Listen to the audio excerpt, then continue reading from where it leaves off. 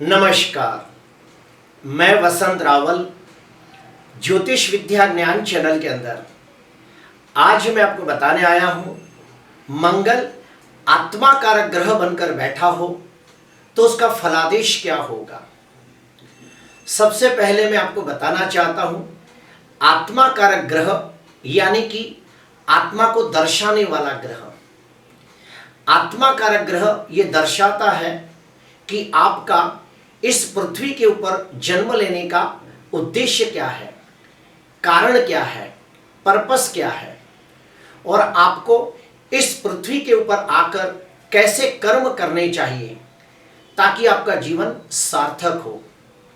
सबसे पहले हम मंगल के बारे में जानेंगे कि मंगल के कारक तत्व कौन कौन से होते हैं। तो सुनिए, मंगल युद्ध और योद्धा का कारक है। मंगल साहस और पराक्रम का कारक है। मंगल सुरक्षा और स्पोर्ट्स का कारक है। तो आइए और डीप में समझते हैं। अगर मंगल कुंडली के अंदर आत्मा कारक ग्रह बनकर शुभ स्थिति में बैठा हो तो ऐसे व्यक्ति बहुत ही जोशीले और स्फूर्तिले होते हैं। इनमें कुछ कर दिखाने का जुनून होता है। ऐसे व्यक्ति जो भी काम करते हैं वो बहुत ही मेहनत के साथ, साहस के साथ और वीरता के साथ करते हैं। ऐसे व्यक्ति अपने लक्ष्य को हासिल करके ही चैन से बैठते हैं। अगर कुंडली के अंदर मंगल आत्मा कारक ग्रह बनकर स्वगृही, मित्र क्षेत्री, उच्च का होकर केंद्र में, त्रिकोण में या फिर दूसरे 11वें भाव में बैठा हो तो ऐसे व्यक्ति नीति नियमों का पालन करने वाले लोग होते हैं। ऐसे व्यक्ति समय के पाबंद होते हैं, अनुशासन का पालन करने वाले लोग होते हैं। ऐसे व्यक्ति अपने उसूलों और सिद्धांतों के ऊपर चलने वाले लोग होते हैं। ऐसे व्यक्तियों को इंतजार करना और किसी से इंतजार करवाना बिल्कुल अच्छा नहीं लगता। और डीप में जाते हैं, मंगल तंदुरुस्ती का भी कारक है। जन्म कुंडली के अंदर मंगल आत्मा कारक ग्रह बनकर अगर दिग्बली होकर बैठा हो, नवमांश के अंदर राशि वर्गोत्तमी होता हो या फिर भाव वर्गोत्तमी होता हो तो ऐसे व्यक्ति शरीर से स्वस्थ, तंदुरुस्त, निरोगी होते हैं। ऐसे व्यक्तियों को एक्सरसाइज करना अर्थात वर्जिश करना बहुत अच्छा लगता है। जिम में जाना, स्पोर्ट्स में हिस्सा लेना, शरीर को दृढ़ सुदृढ़ बनाना इन्हें बहुत अच्छा लगता है। मंगल सुरक्षा का भी कारक है। अगर कुंडली के अंदर मंगल आत्मा कारक ग्रह बनकर स्वगृही, मित्र क्षेत्री, उच्च का होकर कुंडली के अंदर केंद्र में, त्रिकोण में या फिर दूसरे 11वें भाव में बलवान होकर बैठा हो और नवमांश कुंडली के अंदर भी बलवान होता हो तो ऐसे व्यक्तियों को सुरक्षा क्षेत्र में जाने से बहुत लाभ होता है।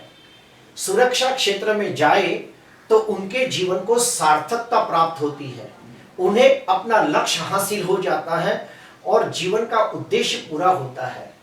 ऐसे व्यक्तियों को army, navy, military, CRPF, BSF, raw agent, home guard जैसे सुरक्षा क्षेत्र में जाने से जीवन को सही दिशा मिलती है और उनका जीवन धन्य हो जाता है।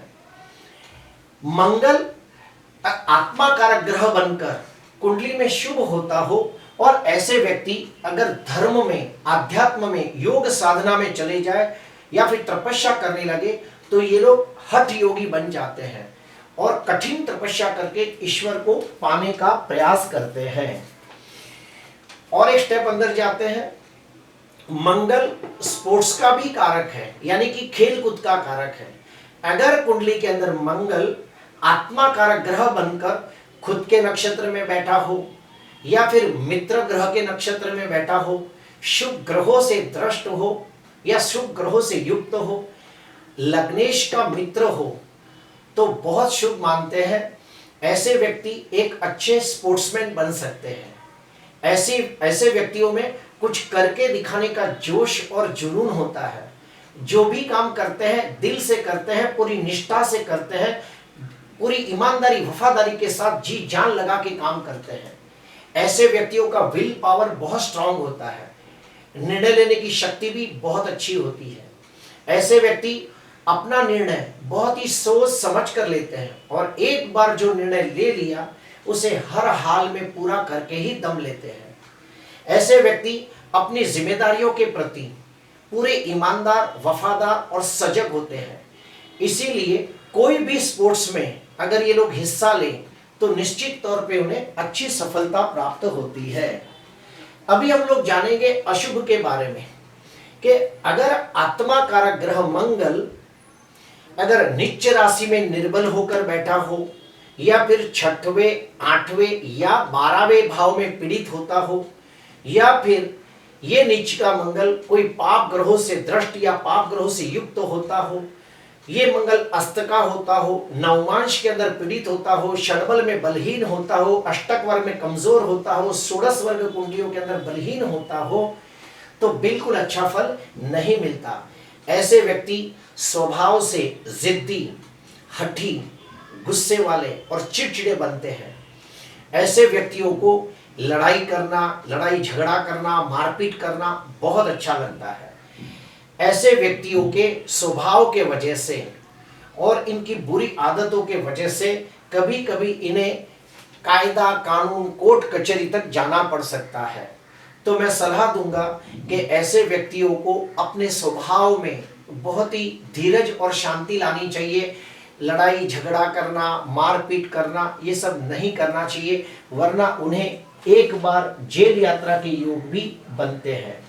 अभी हम लोग जानेंगे कि अगर कुंडली के अंदर मंगल नीच का हो या पीड़ित हो तो कौन से उपाय करने चाहिए। तो सुनिए, रोज सुबह तांबे के लोटे के अंदर पानी भर के उसमें थोड़ा सा कुमकुम डाल के सूर्य को अर्घ्य देना चाहिए।